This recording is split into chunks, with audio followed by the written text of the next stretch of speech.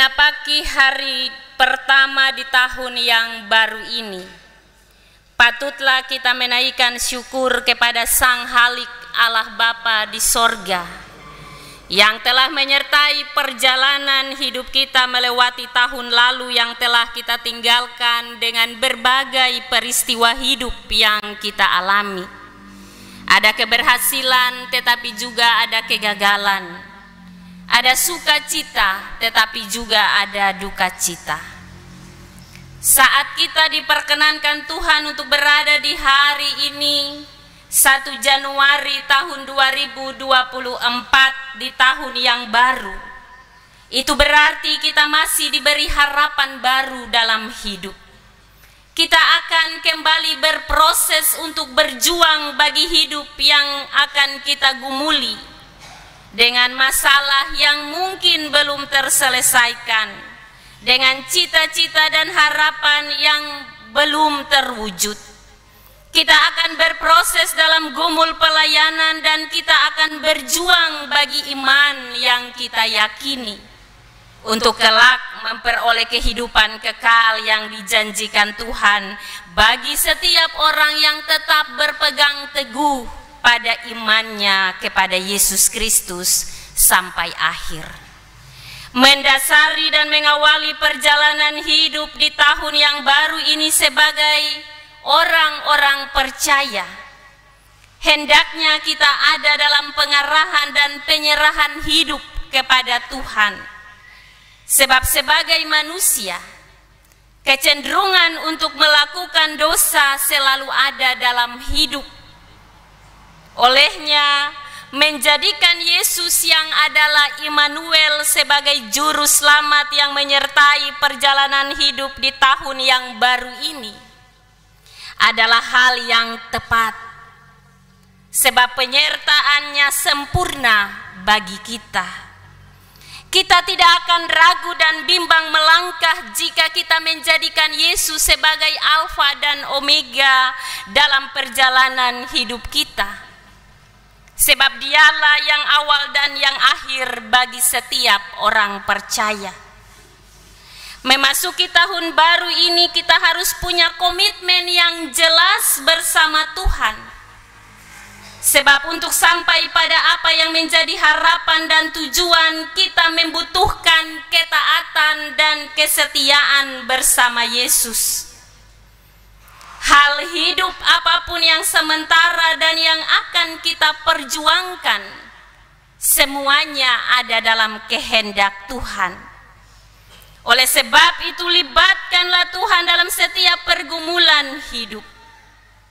Proses hidup yang akan kita jalani ke depan masih menjadi rahasia. Tetapi kita harus mengakui dan percaya bahwa Yesus yang adalah Immanuel akan selalu menyertai kita kemanapun kita pergi dan dimanapun kita berada. Kita tidak akan kekurangan jika perjalanan hidup kita diiring dan dipandu oleh Yesus. Dan dalam memasuki babakan baru perjalanan dan pergumulan hidup di tahun baru ini, kita diarahkan hidup kita pada Yesus sumber kehidupan, dengan kebenaran firman yang mempedomani kita mengawali hidup di tahun yang baru ini dari kitab Mazmur 65 ayat 1 sampai 14 yang mengajarkan kita tentang bagaimana kita mengucap syukur dan menaikkan pujian kepada Allah yang telah memberkati dan menyelamatkan kita sampai di hari ini. Bapak Ibu jemaat yang dikasihi dalam Tuhan Yesus Kristus, Mazmur yang disampaikan oleh Daud dalam bagian firman ini mengajarkan tentang ungkapan syukur dan puji-pujian kepada Allah. Sebab bersyukur adalah respon iman yang lahir dari pengetahuan akan kebaikan Tuhan dan berbuah dalam tindakan memuliakan Tuhan. pengucapan syukur dan puji-pujian kepada Tuhan hanya dapat dilakukan oleh orang-orang yang telah mengalami dan merasakan kasih Tuhan yang besar dalam hidupnya. Dan dalam bagian firman ini, Daud mengajarkan kita untuk bagaimana kita bersyukur dan menaikkan pujian bagi Tuhan untuk keselamatan hidup yang telah Tuhan nyatakan bagi kita ketika Dia mengizinkan kita berada di tahun yang baru, tahun 2024. Apa yang dialami oleh Daud dalam bagian firman ini adalah sebuah pengalaman imannya bersama Allah. Dan pemazmur menyatakan kasih Allah kepada umatnya. Dia menyelamatkan orang yang tertindas. Ia meneguhkan umatnya untuk tetap terpaut padanya. Sehingga respon Daud adalah mengucap syukur dan puji-pujian kepada Allah yang maha baik. Pada ayat 2 dan sampai ayatnya yang ke-6 menggambarkan bahwa kasih Allah diberikan kepada seorang pribadi, yaitu Daud. Dan menyadari akan kasih Allah itu, Daud mempersembahkan puji-pujian kepada Allah di Sion dan hanya kepada Allah. Menurut Daud, hanya kepada Allah saja orang membayar nasar. Dan semua yang hidup datang kepada Allah, sebab Allah lah yang menghapuskan pelanggaran manusia ataupun pribadi seseorang. Sebab itu dikatakan orang yang berbahagia adalah orang yang diampuni dosanya, yang dipilih dan yang disuruh mendekat kepada Allah. Kebahagiaan ini disebut kebahagiaan rohani, yang walaupun banyak pelanggarannya akan merasa bahagia karena pelanggaran-pelanggarannya tidak diperhitungkan oleh Allah. Dalam ayat 7-9, Daud memuji Allah karena perbuatan-perbuatan Allah yang dahsyat, yang tidak tertandingi. Kebesaran, keadilan, dan keperkasaan Allah ditunjukkan dari tempat tingginya. Allah mencurahkan rahmat-Nya kepada umat-Nya apapun keberadaan mereka. Segala yang baik Ia berikan kepada semua orang yang menyerukan nama-Nya dan yang berharap akan pertolongan-Nya. Dan pada ayat yang ke-10 sampai 14, Daud mengungkapkan Tuhan itu sangat adil dan Dia menjamin kehidupan umat-Nya dengan memelihara tanah. Ia memberkati tanah dengan hasil yang melimpah, yang oleh pemazmur disebut dengan mengindahkan tanah. Tuhan memperhatikan, Tuhan mengaruniai kelimpahan dan membuatnya sangat kaya. Batang air Allah menyediakan gandum bagi mereka. Artinya tidak ada kekeringan, tidak ada kesukaran dan kekurangan saat kita mengupayakan kehidupan dengan bekerja dan berserah pada Allah. Ingatlah bahwa berkat Tuhan hanya akan tercurah kepada mereka yang setia pada Tuhan dan rajin bekerja. Dan berkat Tuhan itu tidak akan datang kepada orang yang malas. Pemazmur Daud mengakui betapa besarnya kuasa Allah yang mengatasi segala sesuatu dan sanggup mengerjakan lebih dari yang dapat dikerjakan oleh manusia.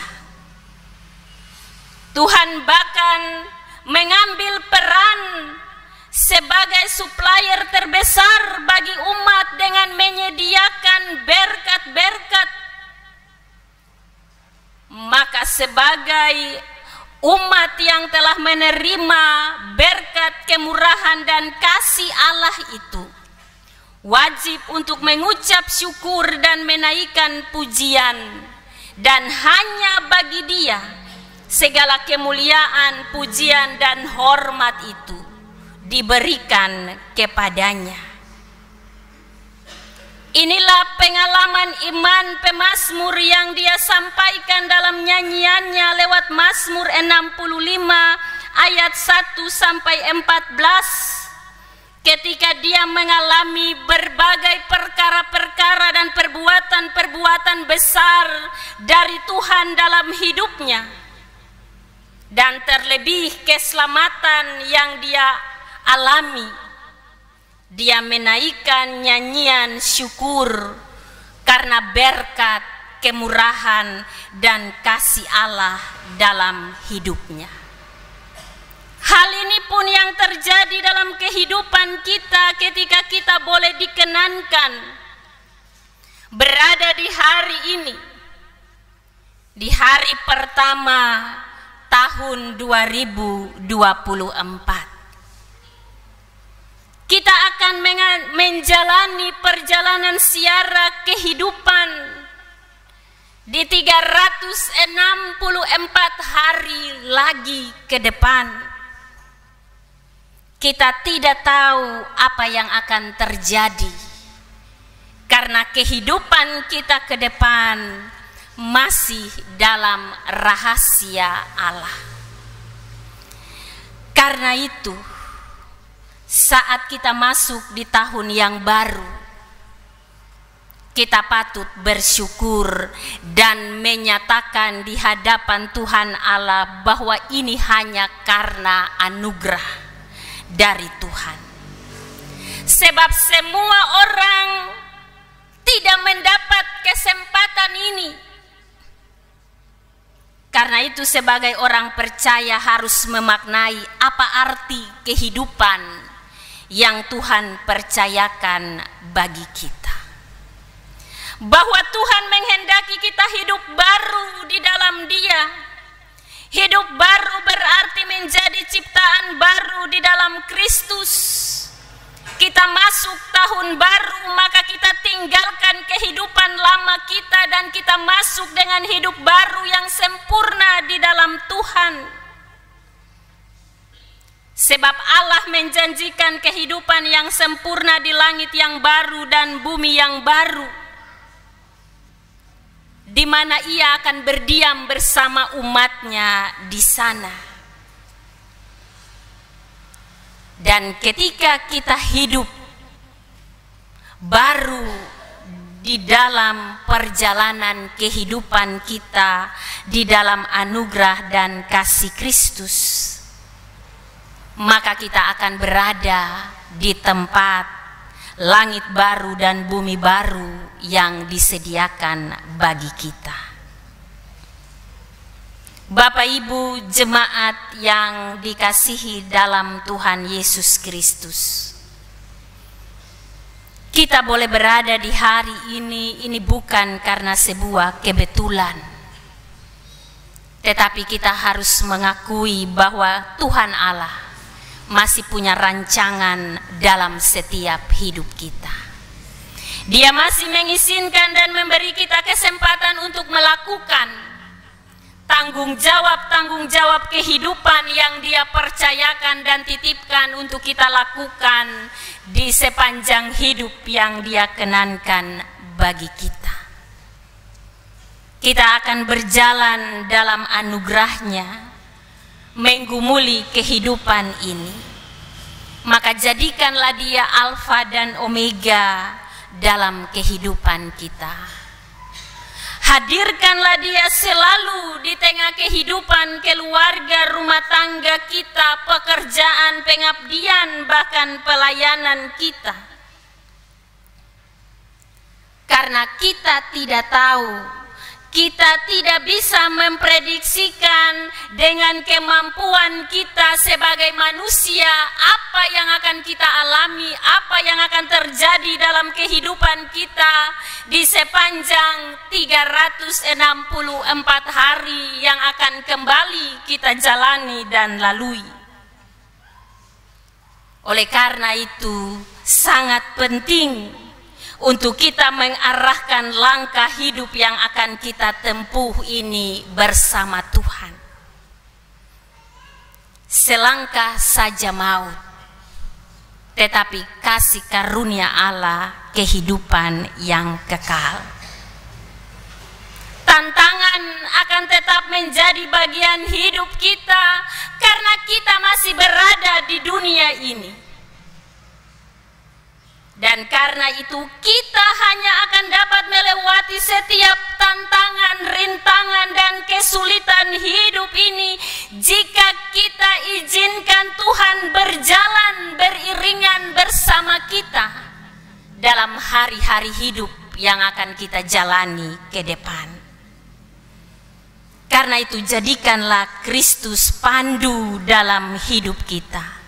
Percayakan seluruh totalitas kehidupan kita di dalam kuasa-Nya. Maka Dia akan memberikan kita kemenangan dalam setiap pergumulan hidup kita. Mari kita berjalan menggumuli waktu yang Tuhan percayakan bagi kita dalam hidup ini. Tetaplah taat dan setia kepadanya. Tetaplah mengandalkan Dia di sepanjang hidup kita. Hari ini menjadi awal yang baik karena kita melandasi perjalanan hidup kita di tahun ini bersama Tuhan dan di dalam nama Tuhan. Maka percayalah bahwa Tuhan Allah di dalam Yesus Kristus akan selalu hadir dan menyertai kita semua dalam menggumuli hidup ini. Selamat memasuki tahun 2024. Tuhan Yesus memberkati dan menyertai kita selalu.